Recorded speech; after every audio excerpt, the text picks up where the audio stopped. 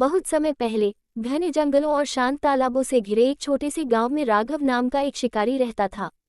राघव साधारण इंसान था, मेहनती भी, पर उसकी एक शिकायत हमेशा रहती, उसकी किस्मत कभी उसका साथ नहीं देती थी। चाहे जितनी मेहनत करे, उसे शिकार कम ही मिलता। कई बार उसे खाली हाथ घर लौटना पड़ता। गांव वाले उसे चिढ़ाते, अरे राघव, आज फिर किस्मत ने दगा दे दिया। एक दिन राघव बहुत दुखी होकर तालाब के किनारे बैठ गया। सूरज ढल रहा था, हल्की हवा चल रही थी, पानी पर सुनहरी चमक पड़ रही थी। राघव आसमान की ओर देखकर बोला, भगवान, अगर कहीं किस्मत है तो आज मेरी भी सुन ले।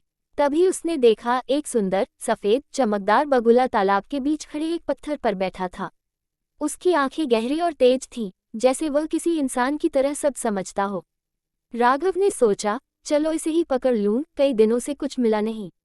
लेकिन जैसे ही वह आगे बढ़ा, बगुला बोला, शिकारी ठहरो। राघव घबरा गया, तब तुम बोल कैसे रहे हो? बगुला मुस्कुराया, मैं सामान्य पक्षी नहीं हूँ, मैं भाग्य का बगुला हूँ। जो मेरी परीक्षा में सफल हो जाए, उसका भाग्य बदल जाता है।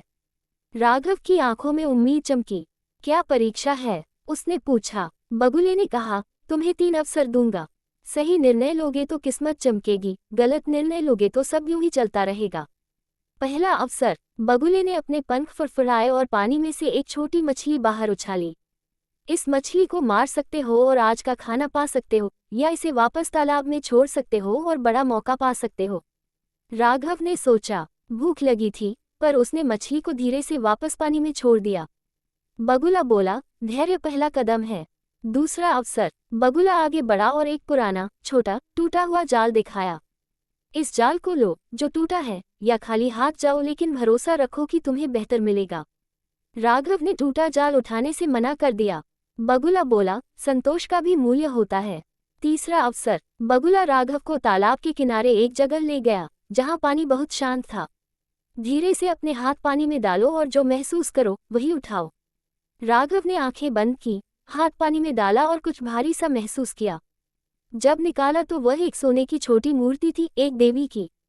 बगुला बोला, ये तुम्हारे धैर्य, संतोष और विश्वास का फल है। फिर बगुला धीरे धीरे सुनहरी रोशनी में बदलने लगा। राघव, अब तुम्हारा भाग्य बदल चुका है। आगे से मेहनत के साथ किस्मत भी तुम्हारा साथ देगी। अगले ही दिन से राघव को अच्छे शिकार मिलने लगे। गांव वाले हैरान थे कि उसमें इतना परिवर्तन कैसे आया, लेकिन राघव जानता था किस्मत उनके साथ चलती है, जो सही निर्णय लेते हैं। उसने उस सोने की मूर्ति को घर के मंदिर में रख दिया और हर दिन बगुले के शब्द याद करता। धैर्य, संतोष और विश्वास ही असली किस्मत है।